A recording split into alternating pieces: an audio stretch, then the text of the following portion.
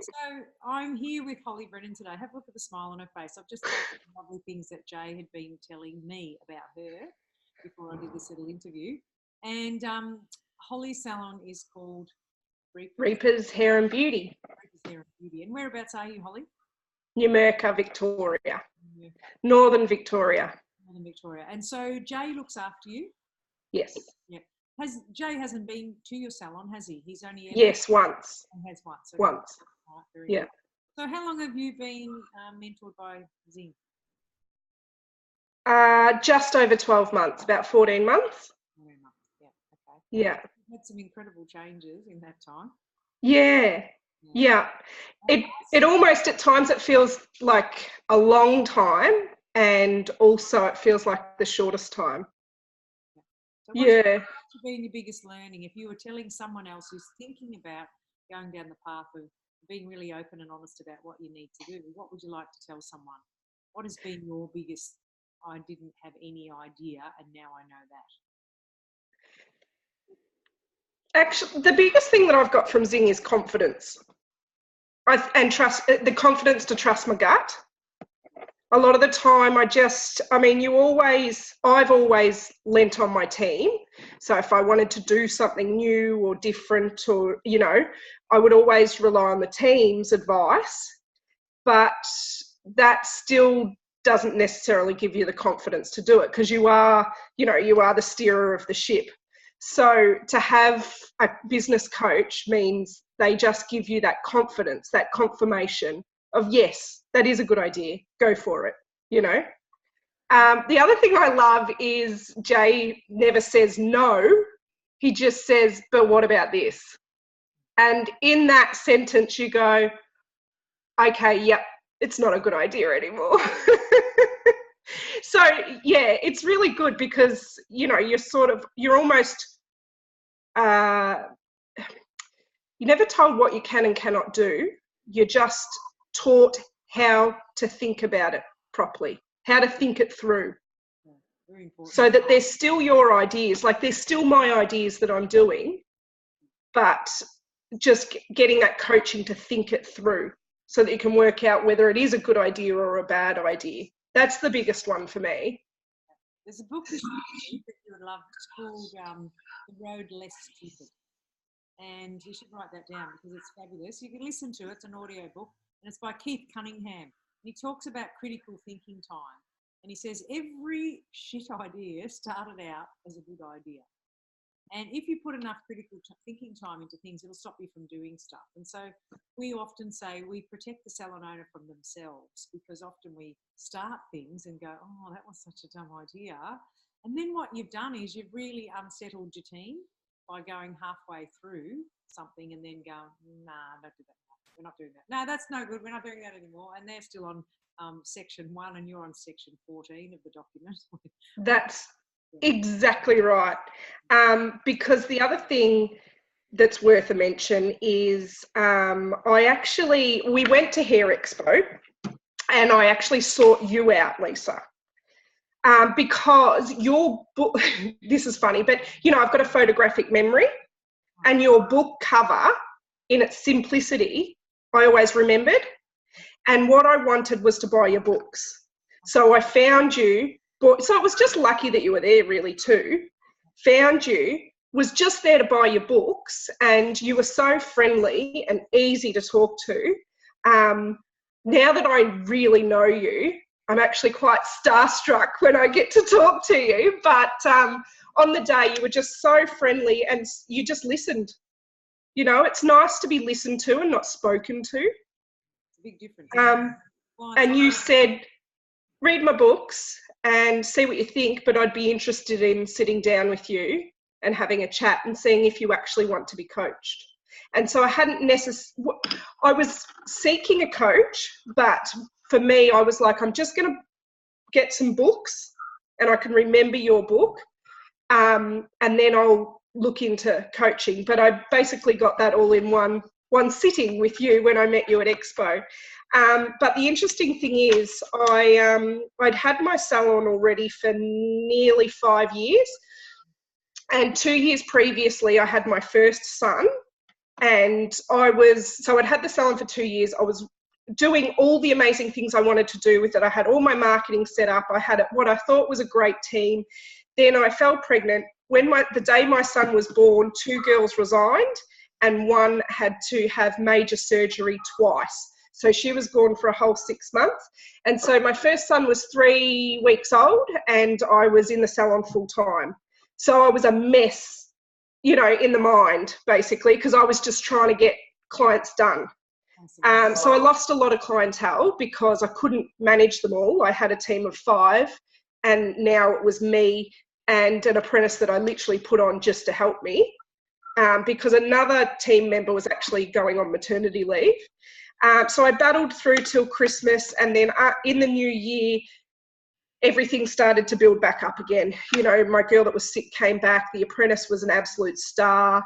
My girl came back from maternity leave and I had my good team again. And then I built back up. And then just before meeting you, which was 2 years after that, pardon the pun, but shit was going to hit the fan again. I could see it was going to happen because my personal life was taking a turn for the worst. And I knew that I wasn't going to have the mindset. And so I was scared because I wasn't going to lose my team like I did the time before, but I was going to lose them because I knew I was going to lose their trust because I wasn't going to be emotionally and mentally present. So that's where I went, okay. Oh, and I knew I was going to exit my marriage. So I needed to make sure the business was going to support me and my 2 boys. So that's when I found you. And it didn't drop, it's only gone up. So I did save myself. It was the best thing I ever did. So I'm so glad for that. And that's why I say it was just confidence, because I feel like I had a lot in place, but I just knew that I was going to, I had a lot going on. I needed someone to just tell me I was doing the right thing for a while. And then from there, I've also grown it as well. Yeah, steer me in the right direction. Yeah, and so I think that sometimes we're too close to the problem and you think it's going to work because you want it to work, but you need someone to say, well, hang on, just have a think about that, or have a chat to this salon owner because she's just done what you've done and she might be able to give you a little insight as to how it is for her or something. So it's kind of, there's a community of them. So, and I haven't mentored you. I just met you and introduced you to Jay. And so I put people, he's really good at mindset and that's why I put you there. It doesn't mean that you can't change and go to Marie on numbers or, they've all got strengths. But I think what's really lovely for me is it's just so nice to look back and see that this has happened for you because you stepped up and said, right, let's have a look. Let's get my underwear. Let's have a look at what's really going on here. And so it takes balls. Yeah. But the rewards are huge. But you have to be able to look at yourself. Not everybody can. Sometimes it gets a bit icky for them and they don't like what they see and so they run. And that's really sad because I want them to persevere and keep going. Because once you fix it for life. Really yeah. And we often say we sell confidence in the salon to clients to look more beautiful, to have their roots done and to have a better cut and a colour so they're really more confident, and they say, oh, look at me, But in the coaching, we sell business confidence, and that's exactly what it is. That's really true. And confidence is just, you can't touch it, but you can feel it. It's so cool. Knowing that this is going to work, knowing that you've got it, that you've done your research and you're ready. So, yeah, it's so good. Actually, this Christmas, I'm writing a book I've half written it on personal confidence. So, cool. So where does that come from?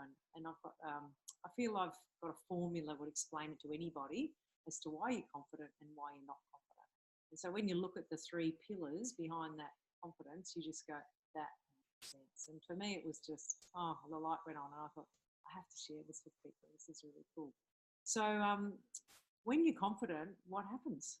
What's the difference? Now that you're confident, what happens to your day-to-day life compared to then when you weren't confident? I can make decisions. The other interesting thing is, because I've still got a lot going on in my personal life, but because I really know how to produce confidence, I know what to do, say in the morning, getting ready to go to work, so that I can walk in that door and be confident. Because the things happening in my personal life are out of my control, and they're not failures, but they're just out of my control. And so, you know, they make me, you know, I feel overwhelmed by that, but I don't want to look or appear overwhelmed when I come into the salon. So one of the biggest things is, yeah, being able to put on your confidence. So you know, I get up half an hour earlier. If something's happened the day before, I get up half an hour earlier, so that I can put extra effort into my presentation. Because the other thing is too, I've got 2 young boys. So getting up half an hour earlier may only give me an extra 5 minutes because life's so unpredictable. But at least I've given myself extra room to breathe if I need to, you know, because a big thing for me is if I'm not feeling confident, once I've got confidence in my presentation, the rest just follows. And that's and you guys definitely taught me that. Let's start on the outside. So sometimes you might not feel confident in here, but you know what? Put your hair right, get your face on, pop your red lippy on, and in you go. And someone says to you, "Oh, that's a lovely colour green," and you go, "Oh, thank you." And done. You've got confidence. One of my girls always says, "Just fake it till you make it, Holly. Just fake it till you make it." And I love that because that's exactly what it's about. If you present well on the outside, the rest will just happen, you know. And I think we, as hairdressers, we see, you can watch a lady come in at a number 4 out of 10. By the time you've, you know, spent some time with her, listened to her, done her hair exactly how she wants, and then she walks out of 10. I love it. Like, it's so cool. And I feel like the rest of the world doesn't know this, you know. So that's why I want to share it with everyone. So this book is a general public book, and I want everyone to know what we know. It's like a best kept secret. So yeah. Together on the outside, and somehow it kind of manifests on the inside. Just happens, doesn't it? It just follows. And Jay said you're a great leader. He said she's just a great leader. She never has to smack anybody. He said because people want to please her because she's, you know, happy and inspirational and she's going somewhere. So good, Hol. Yeah. Well, I do. Even if I'm overwhelmed, I still make sure if I notice something good, that I let them know. Like it might be, "Oh, I love your eyebrows today," or, "Oh, I really like your shoes today," or, "I love the way you finished that blow dry," or, "Wow, I hadn't thought of using the product like that." But so many different ways of not congratulating and confirming isn't the word that I want. I can't think of the word, but you know, saying well done. What's the word? I say if you pay it forward. Praise. Yeah. So if you pay it forward, meaning that you treat people how you want to be treated. So yes. I'm kind to people, I smile at people, and I love having chats with little old ladies walking dogs, and they're just so pleased that I bothered to stop. But it's really nice. I actually get a kick out of it because I am interested in what people do. That's the hairdresser in me. I'm in a small town and I always walk down the street with a smile on my face, and I always walk really quickly too. So people always notice me because sometimes I'll even go into a little jog. Everyone else is embarrassed by it, but I'm not. But I do. I wear a huge smile on my face, and one of the things that I love the most is because some people just naturally don't, you know. And I love just catching their eye, and because I've just always got a smile on my face, seeing them go and just smile at me, it's just the best. It's kind of like bang, bang, bang, bang, bang, you know, shooting out the smiles at everyone. But it's awesome because you can't feel like crap when you've got a smile. And maybe that's one of my confidence things. If I look good and I've got a smile on my face, I'm confident, you know. And life's a surprise. The other thing that I always say to people is, you know how a dog wags its tail? Yeah. Well, people's dog tail wagging is smiling. Yeah. When a person's smiling, they're approachable. Yes. Right? So when a dog's tail's going, you just go up and pat it, don't you? But if you look at it, it's going, and its tail's not wagging, you're not sure, is it shy or is it going to bite you? So you just go really slow and you say, "How are you today, mate?" And if he still doesn't wag his tail, you don't pat them.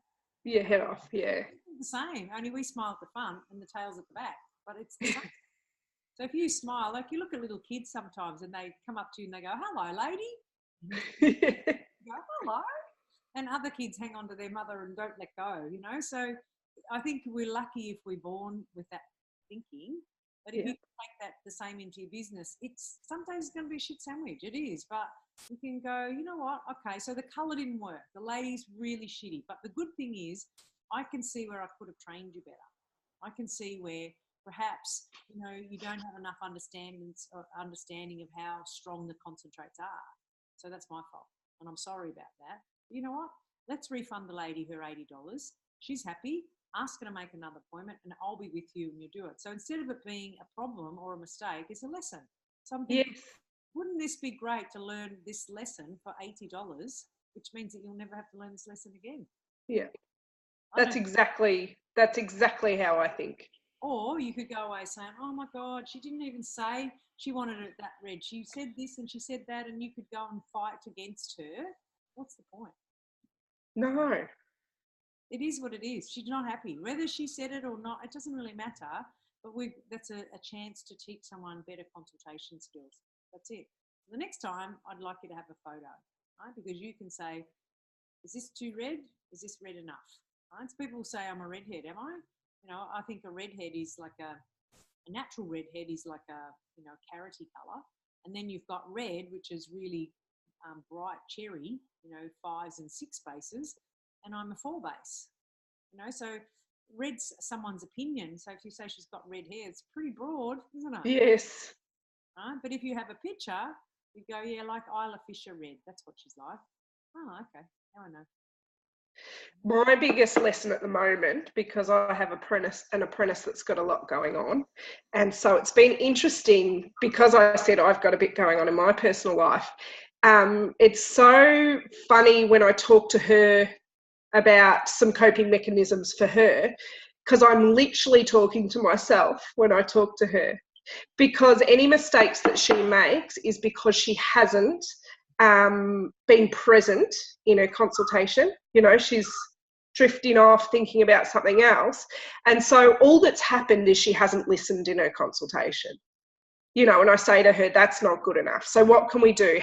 What is the signal in you that makes you go, oh, I'm not listening, and then what can you do about it? So you've got to recognise it immediately, and then we've also got to put in an action plan, you know. So what's your trigger to know that you're not listening? Because you know that the outcome is going to be an unhappy client because you haven't completely listened to what they've said, you know.